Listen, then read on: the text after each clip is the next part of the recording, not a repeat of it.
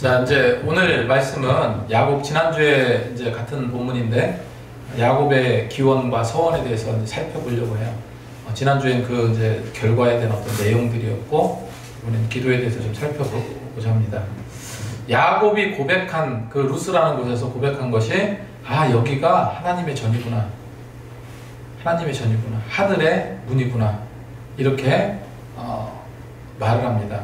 자, 구약시대 때 야곱이 그렇게 선언을 하고 거기를 베델이라, 하나님의 집이라는 그런 지역으로, 지역명이 이제 베델로 바뀌게 되는데, 그러니까 이런 겁니다. 당시에는 국가가 없었잖아요. 국가가 없고 그냥 족장 시대예요. 그러니까 내가 그냥 정하면 되는 거예요. 정하면. 옛날에 그러잖아요. 옛날에 저 미국에서 개척시대 때 말 타고 그냥 팍 가가지고 여기 말뚝을 딱 받으면 여기까지는 내 땅이다. 땅이 워낙 넓으니까 그러면 실제로 그 사람이 소유권이 됐습니다. 그만큼 땅이 노는 땅들이 많았기 때문에. 그때 이제 개척시대 때는 이제 그렇다고 하더라고요. 근데 지금 야곱은 지금 여기가 하나님의 전이고 하늘의 문이라 하면서 베델이라고 이름을 지었습니다. 놀라운 신앙의 어떤 면모를 보이는 거죠. 여러분, 그럼 그 하나님의 전, 하나님의 문이 무엇이겠습니까? 지금 이 시대의 교회입니다. 어디라고요? 예, 지금 이 시대의 교회예요. 거룩한 교회. 하나님과 통할 수 있는 하나님의 전이고 또 하늘과 맞닿아 있는 통로라는 거예요. 그게 교회여야만 합니다. 그래서 교회는 교회다워야 되고, 교회는 사실 무슨 정치색이니 뭐니 이런 거, 솔직히 내가 누구를 지지하고 누구를 하는 사람 없겠습니까? 다 나도 누구 마음에 들어요. 누구는 마음에 안 들어요. 교회에서 그거 가지고 그냥, 그게 신앙의 본질은 아니잖아요. 정말로 신앙의 본질은 물론 그거로 인해서 진리가 훼손되고 그거로 인해 가지고 우리 믿는 자들이 어려움이 당하게 된다. 그것도 이제 완전 생명이 위험할 정도로 그런 상황이 된다면 또 모르겠어요. 근데 그런 게 아니라 다 그냥 정치적인 싸움이에요, 지금. 근데 뭐 세이브 코리아니 아니면 전광훈 목사 파니 뭐니 해가지고 얼마나 기독교인들이요, 다른 종교인들이 어떻게 생각할까 하는 생각도 들거든요. 저는 물론 옳은 거를 찾아서 그렇게 하는 거 그런 거에 대해서 필요하다고는 생각하는데 지금 도가 지나셨다는 생각이 들어요. 이것도 정치적인 발언일 수 있겠죠.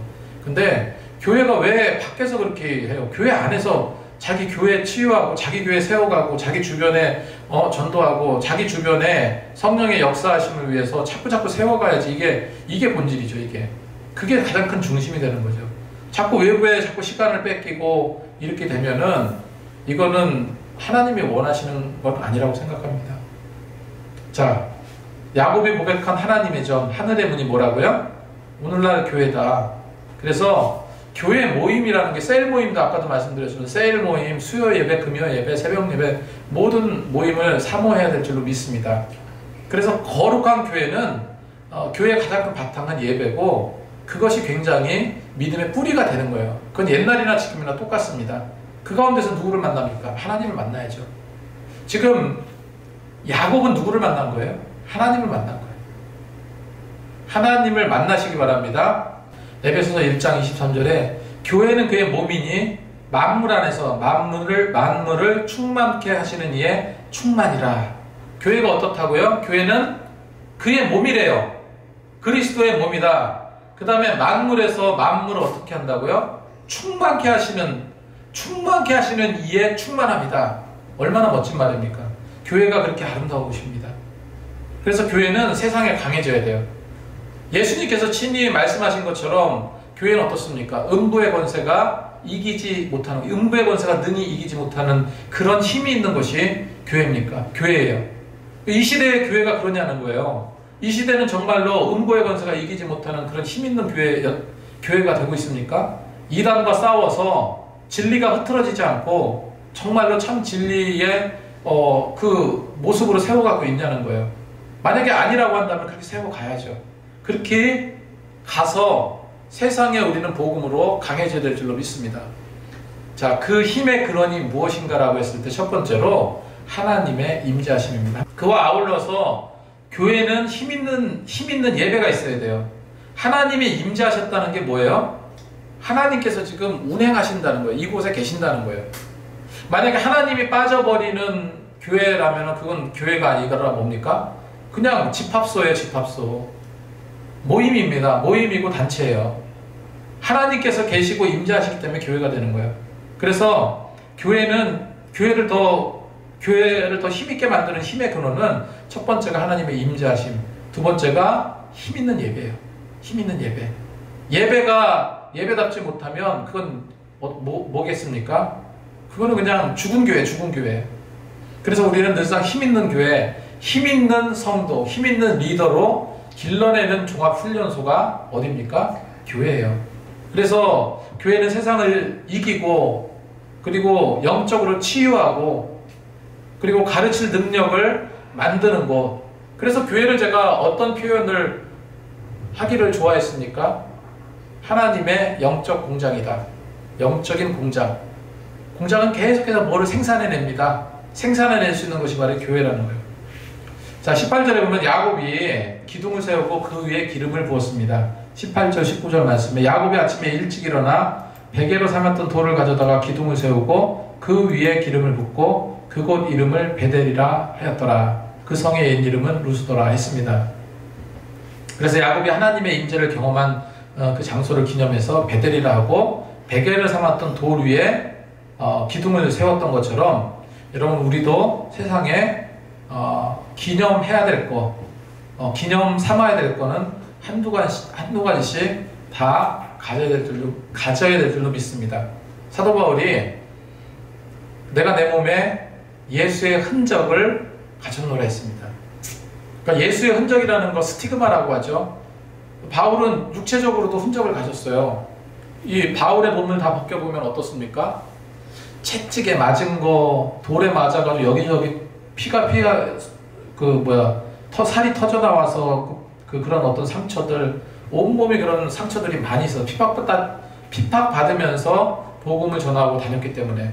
그렇게 다녔기 때문에 그런 상처들이 많이 있었는데, 근데 그런 것도 스티그마입니다. 그런 것도 스티그마지만 어떤 거예요? 예수의 흔적이라는 것은, 더 중요한 것은 마음속의 스티그마예요. 마음속의 흔적. 그거를 가져야 된다는 거예요. 우리가 신앙생활하면서 그런 예수의 흔적을 하나도 만들지 못했다. 만들어야죠. 이제부터. 만들고, 그래서 최소한 내가 집사다, 권사다, 내가 교회 중직이다 한다면 이런 어떤 예수님의 내가 이뤄놓은 일들, 그런 것을 나는 이런 일을 했다, 나는 이런 일을 위해서 이만큼 노력했다라는 자신의 고백이 있어야 된다는 것. 이것이 스티그마라고도 볼 수 있죠. 할 일이 많습니다. 정말로 할 일이 많고 또 해야 될 기도 제목도 많고. 그래서 이제 야곱이 기도한 내용을 이렇게 보면, 오늘날 우리가 이 세상을 살아갈 때 어떻게 간구하고 어떻게 기도할지 우리가 또 이제 인사이트를 주는 것 같아요. 20절에서 23절 말씀에 여러 차례 읽었죠? 야곱이 서원하여 이르되 하나님이 나와 함께 계셔 내가 가는 이 길에서 나를 지키시고 먹을 떡과 입을 옷을 주시어 내가 평안히 아버지 집으로 돌아가게 하오시면 여호와께서 나의 하나님이 될 것이요 내가 기둥에 세운 이 돌이 하나님의 집이 될 것이요 하나님께서 내게 주신 모든 것의 10분의 1을 내가 반드시 하나님께 드리겠네. 철저한 무슨 기도입니까? 철저한 야베스의 기도예요. 그죠? 흥정의 기도. 이건 서원이 아니라 흥정의 기도예요. 하나님께서 나와 함께해서 나를 지켜주시고 먹을 것 주시고 떡을 주시고 옷을 주시면 내가 여기는 하나님의 전이 될 겁니다. 이 기둥의 돌은 하나님의 집이 될 겁니다. 지금 이렇게 이야기하고 있어요. 이런 어떤 성경에 보면은 예를 들어서 히스기야라든지 엘리야시라든지 여호사밧 왕 같은 경우 정말 다급한 상황에서 하는 기도가들이 있었죠.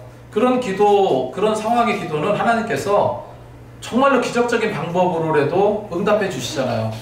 해결해 주시잖아요. 왜냐면 그게 해결 안 되면 그냥 멸망이거든요. 여호사밧이 그 적군들이 물리쳐 왔을 때 내가 뭐를 싸울 능력도 없고 힘도 없고 가진 것도 아무도 것도 없고 오직 주만 바라보나이다 했을 때 하나님께서 그들을 물리쳐 주시잖아요. 히스기야가 죽게 생겼어요. 이제 곧 죽습니다 했는데 절박하게 하나님 좀 더 살아야 되겠습니다 기도했어요. 그랬더니 몇 년을 연장받아요?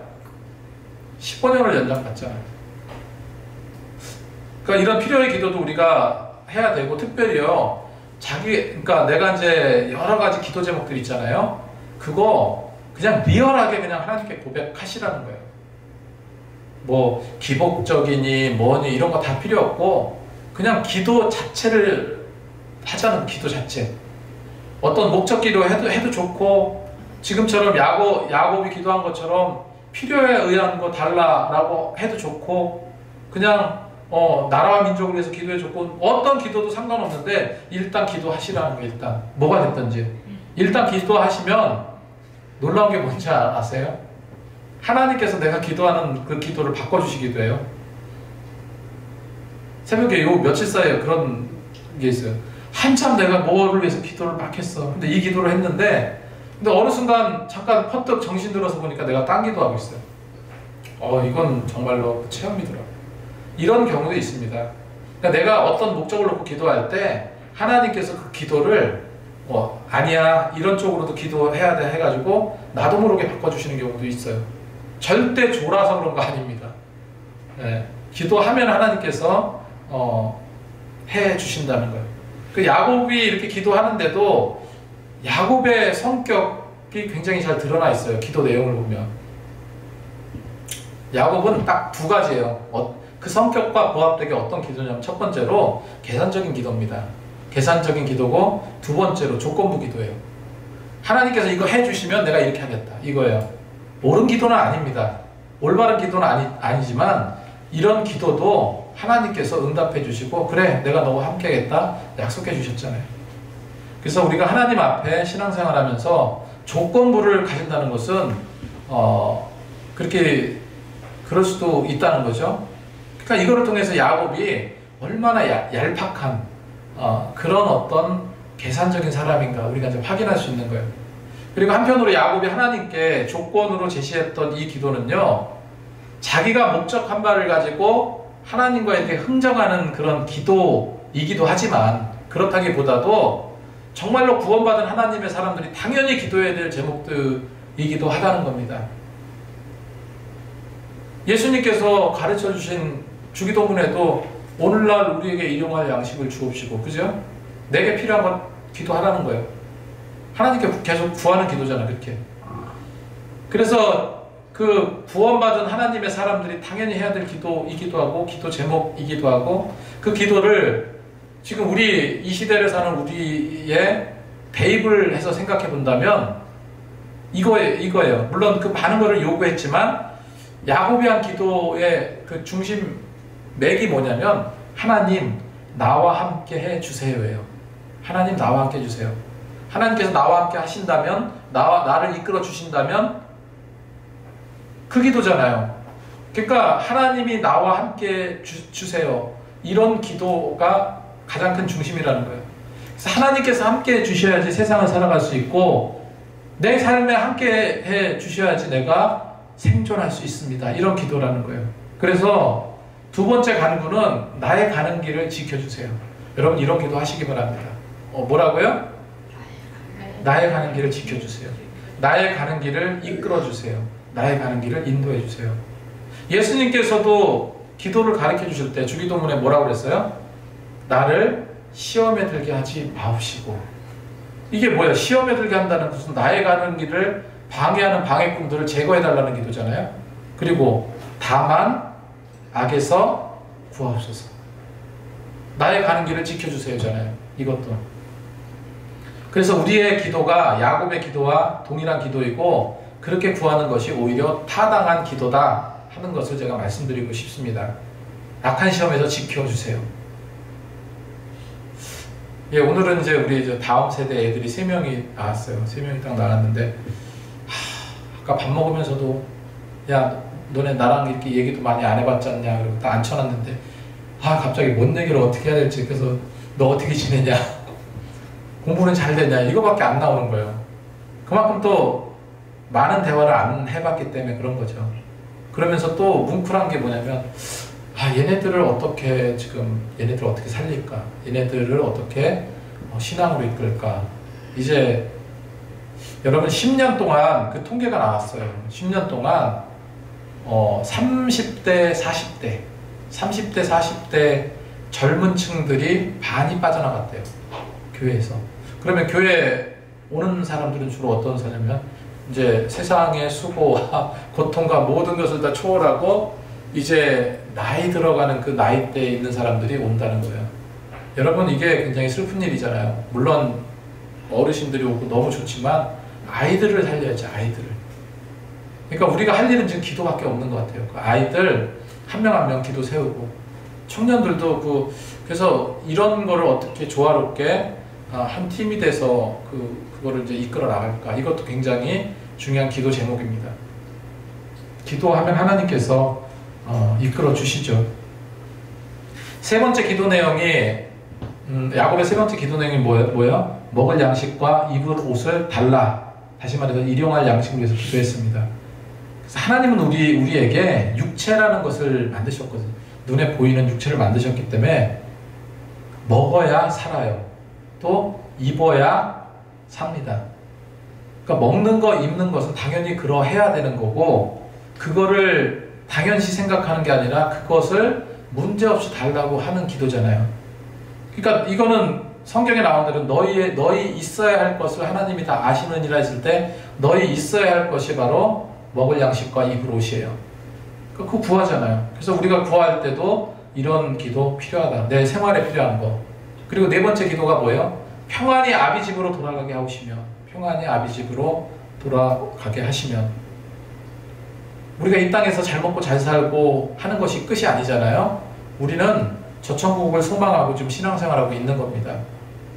평안히 주 하나님 아버지 집 천국으로 돌아가게 하시오면, 내 믿음을 지키면서 신앙생활 잘하다가 주님 따라가다가 정말 이 모습 이대로 주님 나라 가기를 소망합니다. 이런 기도가 우리에게 있어야 될 줄로 믿습니다. 여러분, 우리는 하나님의 언약의 계승자예요. 그죠? 언약의 계승자입니다. 야곱과 같은 이런 주의 나라와 또 그 나라의 백성이 되기 위한 그런 기도가 있어야 될 줄로 믿습니다. 그리고 야곱이 가나안 땅에서 뭐 이렇게 오래 살았는가? 어디든 가서 평안하게 살면 되는 거지. 뭐 때문에? 아비 집으로. 여기서 이제 육체적인 육신의 아버지를 이야기하기도 하는 거죠. 우리가 두 가지 관점으로 볼 수 있잖아요. 영적인 의미와 육적인 관점. 그러면 야곱이 자기 그 아버지 이삭, 아버지가 사는 곳으로 다시 돌아오게 해 주소서, 이렇게 이야기하고 있습니다. 나중에 야곱이, 자 보세요. 지금 야곱이 파릇파릇한 청년 시절, 아주 어릴 때 하나님을 이렇게 만나가고 체험해가는 그런 과정이거든요. 나중에 신앙이 들어서 나중에 그 요셉이 애굽에서 총리가 되고, 그로 인해서 야곱 식구들이 어디로 갑니까? 애굽으로 가잖아요. 애굽으로 이사를 가잖아요. 애굽에서 정말로 잘 살았어요. 평화롭게.